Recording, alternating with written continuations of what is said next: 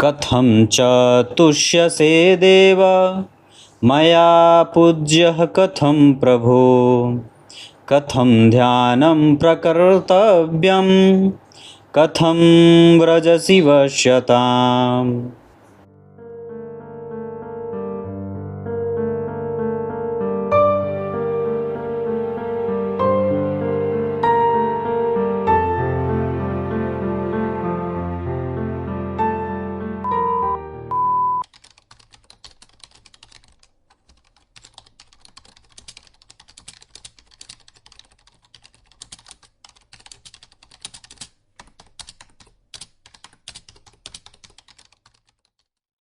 प्रिय दर्शकों, नमस्कार।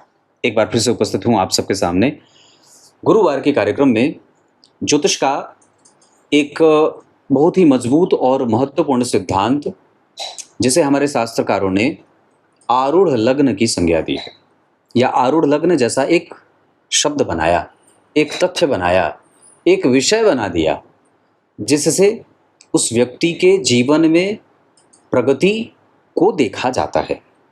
आज गुरुवार हो गया, शुक्रवार और शनिवार। मुझे लगता है कि इस शनिवार मैं लाइव नहीं आ पाऊंगा, क्योंकि शनिवार को जन्माष्टमी है और मुझे उस दिन अपने गांव जाना पड़ेगा। मैं हूं तो वैसे लखनऊ में, पर मुझे उस दिन अपने गांव जाना पड़ेगा, क्योंकि ठाकुर जी को कपड़े वगैरह बदलने होते हैं, तो यहाँ से मुझे निकलना पड़ेगा जल्दी ही। शनिवार यानी कि 16 तारीख, और 16 तारीख को ही है जन्माष्टमी, तो मुझे कल ही जाना पड़ेगा। देखते हैं, जैसा होगा मैं आप लोगों को सूचित कर दूंगा। फिलहाल इस विषय पे आपका ध्यान लेके आता हूँ। ये मैंने पहली बार कार्यक्रम शायद बनाया, इससे पहले एक बार कार्यक्रम बनाया था, पर इसको जरा विस्तार से समझा देते हैं। आरूढ़ लग्न, और मैंने कार्यक्रम के आरंभ में जो श्लोक पढ़ा है वो शिवपुराण का है, जिसका अर्थ कार्यक्रम के अंतिम हिस्से में बताऊंगा। आरूढ़ होंगे समाज पे कितने, जो समाज की यात्रा है आपकी, जो समाज की छवि है, आपके बारे में जो समाज सोचता है वो कैसा सोचता है, या आप समाज में किस तरीके का व्यवहार रखने वाले होंगे, ये भी कहेंगे। क्योंकि आप जैसा व्यवहार समाज को करेंगे, जैसा आप समाज को देंगे, वैसे ही विचार आपके बारे में लोग प्रकट करते हैं। कई बार ऐसा होता है कि व्यक्ति होता बड़ा अजीब है, पर उसके बारे में एक अच्छी राय विकसित हो जाती है।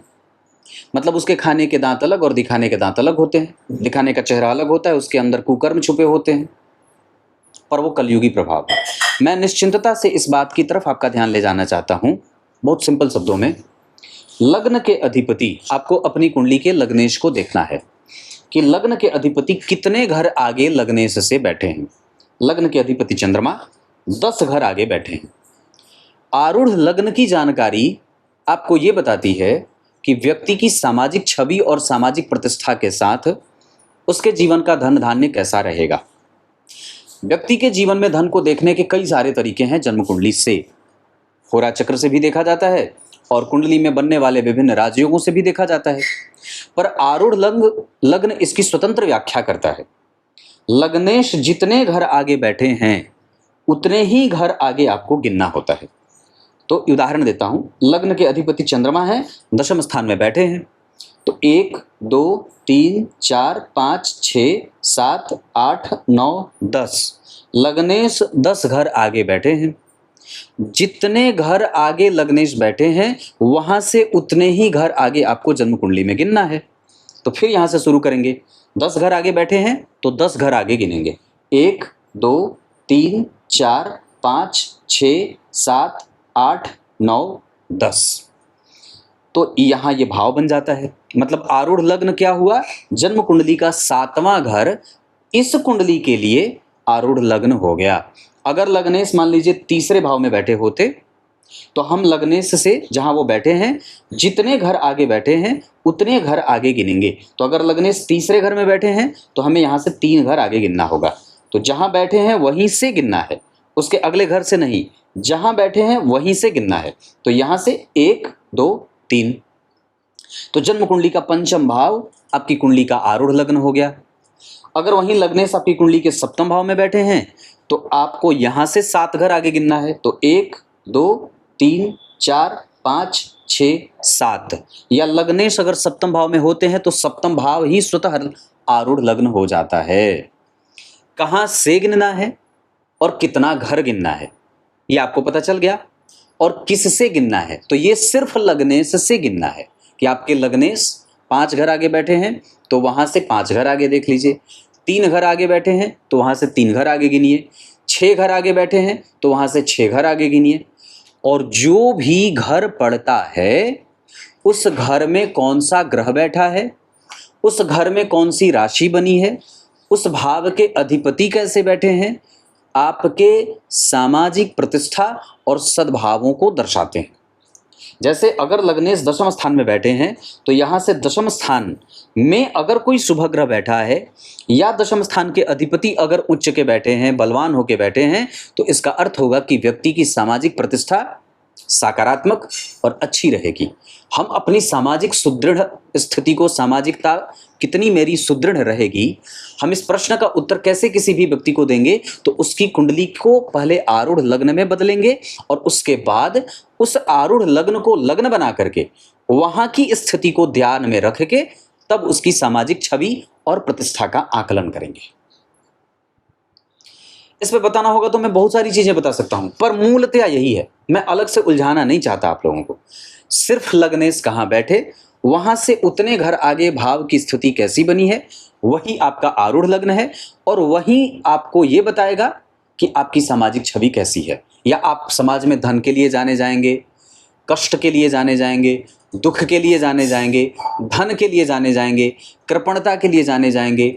जैसे अगर उस भाव का स्वामी, अब इसे उदाहरण बता देता हूं, अगर मान लीजिए वहां से दशम स्थान आपका, मान लीजिए यहाँ पे अगर कोई आपकी कुंडली का आरूढ़ लग्न बन गया, वहां सूर्य बैठ गए तो व्यक्ति प्रशासन के लिए जाना जाएगा, चंद्रमा बैठ गए तो एक अच्छी छवि के लिए भी जाना जाएगा, मंगल बैठ गए तो जिम्मेदार व्यक्ति के लिए समाज में जाना जाएगा, व्यक्ति जिम्मेदार है, रिस्पॉन्सिबल है, उसको आप जो कोई काम करेंगे तो वो कर देता है।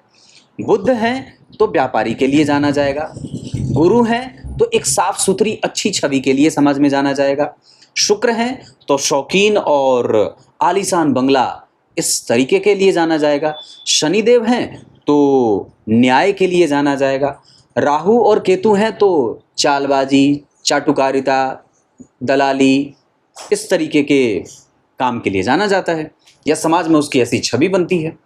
तो मेरे कहने का अर्थ सिर्फ आप लोगों से इतना ही था कि अगर जन्म कुंडली के आरूढ़ लग्न के स्वामी या जो भी आपकी कुंडली में आरूढ़ लग्न बनता हो, अगर वो अच्छा बना हुआ है तो आपको निश्चिंत होना चाहिए और आपको अपने काम पे फोकस बढ़ाना चाहिए। जन्म कुंडली आपको इसी मामले में सहयोग आपका कर देती है कि आप कितने मजबूत छवि के साथ समाज में उपस्थित होंगे। ठीक यही बात आप किसी भी ग्रह पे भी आजमा सकते हैं। जैसे अगर आप, ये तो आरूढ़ लग्न की बात हो गई, इसको और अच्छे तरीके से समझना चाहते हैं तो आप एक ग्रह को समझ लीजिए। जैसे गुरु, लग्न से गुरु जितने घर आगे बैठे हैं उतने ही घर आगे आप गुरु से गिनिए। जैसे लग्न से गुरु मान लीजिए 7वें घर में बैठे हैं या 5वें घर में बैठे हैं तो यहाँ से फिर 5 घर आगे गिन लीजिए। तो गुरु जहाँ बैठे वहाँ से 5वें घर की स्थिति अगर अच्छी है तो गुरु अच्छा फल देंगे।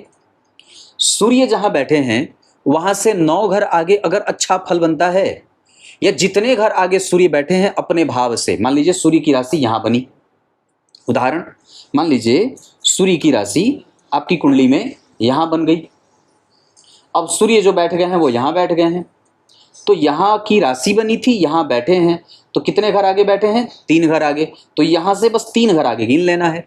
तो सूर्य से 3 घर आगे भाव की स्थिति अगर अच्छी बनी है तो ये सूर्य भी अच्छे परिणाम करेंगे और ये भाव भी अच्छा परिणाम करेगा। तो ये ग्रह को लेकर के आपने एक अवधारणा विकसित कर ली। इसको और भी समझा देता हूं तो और समझ में आ जाएगा। मान लीजिए चंद्रमा आपके लग्न के स्वामी होते हैं और दशम स्थान में बैठे हैं, ठीक है। तो अब यहां से हम 10 घर आगे गिनेंगे, तो 10 घर आगे अगर गिनते हैं और यहाँ की स्थिति अगर अच्छी बनती है कुंडली में तो ये लग्नेश भी अच्छे होंगे और ये लग्न भी अच्छा हो जाएगा। तो क्या होगा कि ग्रह भी अच्छा हुआ, भाव भी अच्छा हुआ और भावेश भी अच्छे हुए और वो भाव भी अच्छा हो गया जहां वो ग्रह बैठा है। तो आपने एक बार इसे लग्न से देख लिया कि लग्नेश कहां बैठे, आपने एक बार इसे एक एक ग्रहों पे बना दिया कि ग्रह उस भाव का स्वामी है, वहां बैठा है, और उसके बाद वहां से उतनी दूर आगे गया। ये पता नहीं कि अपने आप बोलने लगता है ऐसा, ठीक है।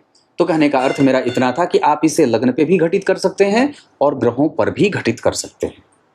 कुछ लोग होंगे जिनको समझ में नहीं आया होगा, पर मैं इसे एक अलग से कार्यक्रम बना करके स्पष्ट करने की कोशिश करूंगा। मुझे बस एक स्मार्ट बोर्ड की आवश्यकता है।